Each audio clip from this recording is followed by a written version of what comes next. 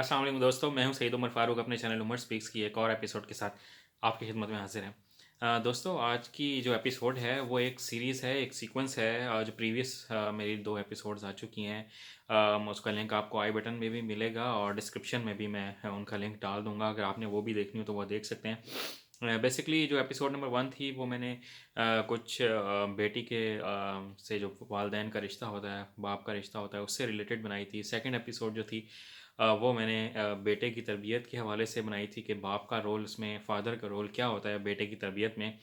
तो आज की जो एपिसोड है वो मैं एक मिक्स एपिसोड बना रहा हूँ कि जिसमें मैं आपको कुछ ऐसी 5 टिप्स दूँगा कि जिनको अगर आप अपनी लाइफ में अडॉप्ट कर लें तो आप अपने बच्चों की चाहे बेटा हो या बेटी हो आप उनकी बहुत ज़बरदस्त तरबियत कर सकते हैं। आप एक आइडियल पेरेंट्स बन सकते हैं। तो टॉपिक का टाइटल भी यही है, 5 tips to become an ideal parents.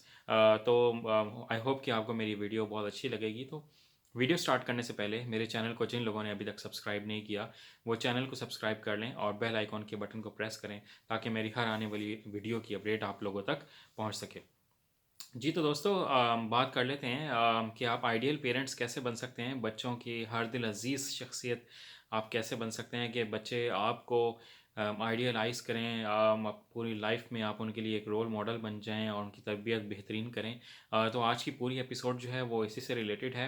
कुछ दिन पहले मैं एक इंटरनेशनल आर्टिकल पढ़ रहा था और उनकी ऑथर जो हैं वो बहुत फ़ेमस साइकोलॉजिस्ट हैं, उनका नाम है फ़िलिपा पेरी।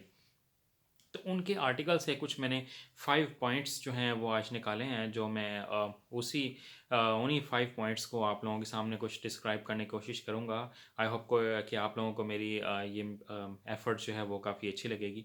जिसमें टिप नंबर 1 जो है वो ये है, आइडेंटिफाई द लिमिट्स।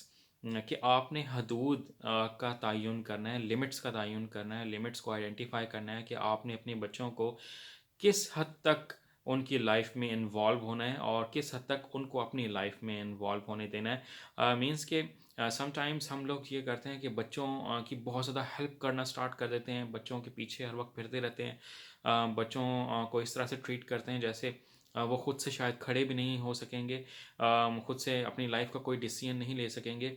उसका रिज़ल्ट क्या निकलता है? उसका रिज़ल्ट ये निकलता है कि जब हम बहुत ज़्यादा पैम्पर करते हैं बच्चों को, तो बच्चे जो हैं वो डरपोक हो जाते हैं। वो थ्रू आउट लाइफ मुख्तलिफ इवेंट से, लोगों से मिलने से, मुश्किल हालात को फेस करने से, इवन के लोगों से बात करने से भी खौफज़दा होंगे, डर महसूस करेंगे। तो आपने अपनी लिमिट्स जो हैं उनको आइडेंटिफाई करना है, आपने जो हदूद हैं उनका तयन करना है कि आपने किस हद तक बच्चे की हेल्प करनी है। ऐसा नहीं है कि हम उनको बेहारो मददगार छोड़ देंगे, हम उनको बिल्कुल हेल्पलेस कर देंगे। बट हमने हेल्प करनी है but in a certain limit, ताकि वो अपने अंदर खुद कुछ कॉन्फिडेंस भी बिल्ड कर सकें और सिर्फ हमारे ऊपर ही थ्रू आउट लाइफ जो है वो रिलाई ना कर सकें, क्योंकि बच्चों ने बड़े होना है। हम लोग तो अपनी शायद बहुत हद तक ज़िंदगी गुजार चुके हैं।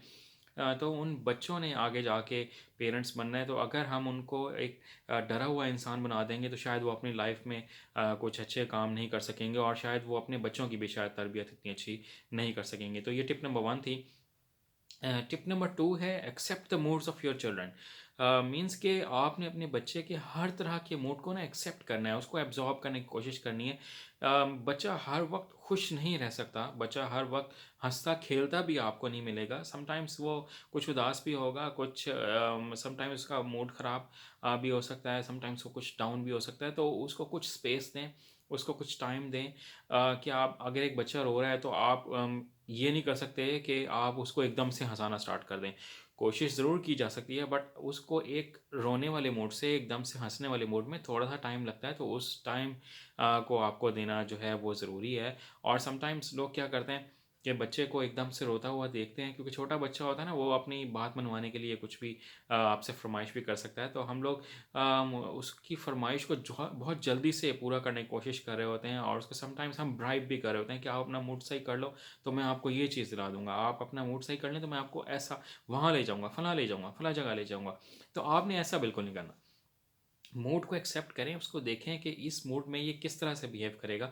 तो ताकि आप उसको ये भी आइडेंटिफ़ाई करवा सकें कि आप किसी तरह से अपने पेरेंट्स को ब्लैकमेल भी ना करें। वो हमेशा अपने पेरेंट्स के साथ ज़रा अच्छा रवैया रखें। ब्लैकमेल आपके पेरेंट्स इतनी आसानी से नहीं होने वाले हैं आपसे। ये मेरी टिप नंबर 2 थी। और टिप नंबर 3 की अगर हम बात करें तो वो ये है कि बच्चा जो है वो अपने वालिदैन का हमेशा एक अक्स होता है।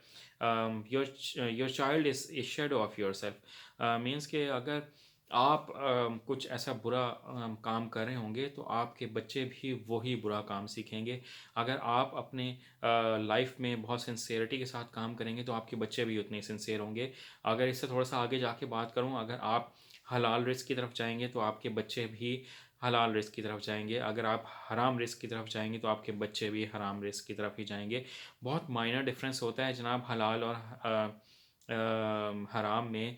बट जो उनके रिज़ल्ट्स हैं वो बहुत बहुत ज़्यादा संगीन हो सकते हैं। माइनर जो लाइन है वो यही है कि आपको राइट से लेफ़्ट जाने में या लेफ़्ट से राइट आने में कुछ ज़्यादा नहीं करना।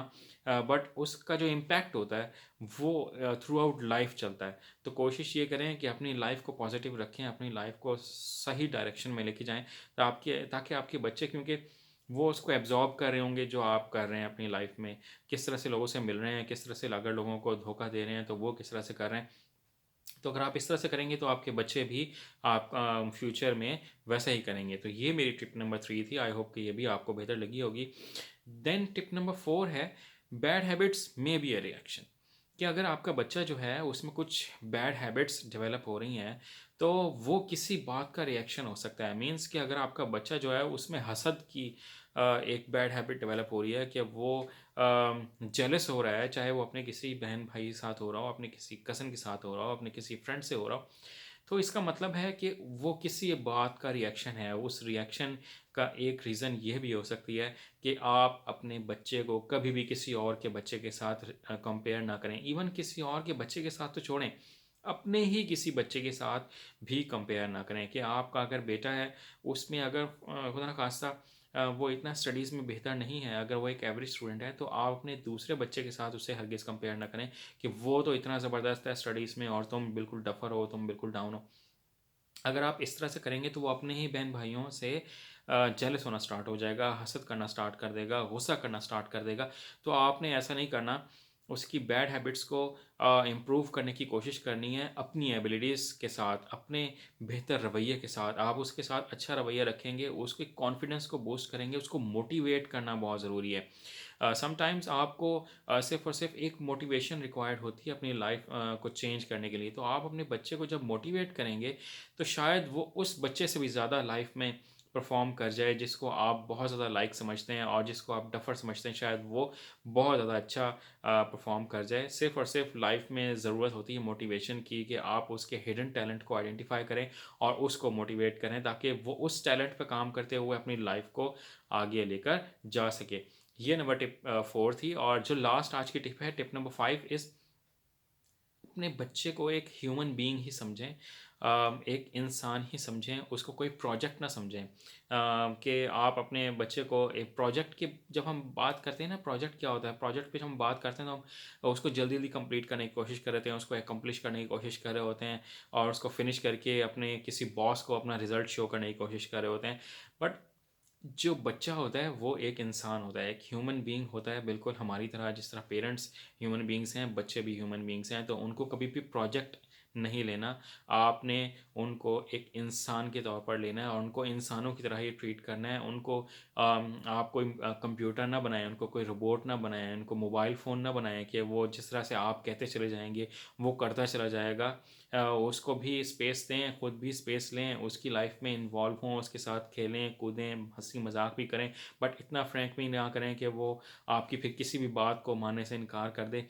तो आपने मिक्सअप होके चलना है। उनको हम स्पेस भी देनी है, आज़ादी भी देनी है, बट इतनी आज़ादी भी नहीं देनी है कि वो आउट ऑफ कंट्रोल हो जाएं, और इतना हमने उनको प्रेशर में भी नहीं रखना कि वो डिप्रेशन का शिकार हो जाएं। तो ये वो तमाम बातें थी जो मैंने आज आप लोगों के साथ कुछ डिस्कस करनी थी। ये वो 5 टिप्स थी कि जिसकी वजह से आप अपने बच्चों के आइडियल पेरेंट्स बन सकते हैं, उनकी बेहतरीन तरबियत कर सकते हैं। आई होप कि आपको मेरी आज की वीडियो अच्छी लगी होगी, और वीडियो अगर अच्छी लगी हो तो लाइक कीजिएगा, कमेंट कीजिएगा, शेयर कीजिएगा। चैनल को अगर सब्सक्राइब नहीं किया तो चैनल को सब्सक्राइब कीजिएगा और बेल आइकॉन के बटन को प्रेस कीजिएगा। इंशाल्लाह एक नई वीडियो के साथ आपसे ज़रूर मुलाकात होगी। अपना, अपने घर वालों का, अपने रिश्तेदारों का, पाकिस्तान और पाकिस्तानियों का बहुत ज़्यादा ख्याल रखिएगा। अल्लाह हाफ़िज़।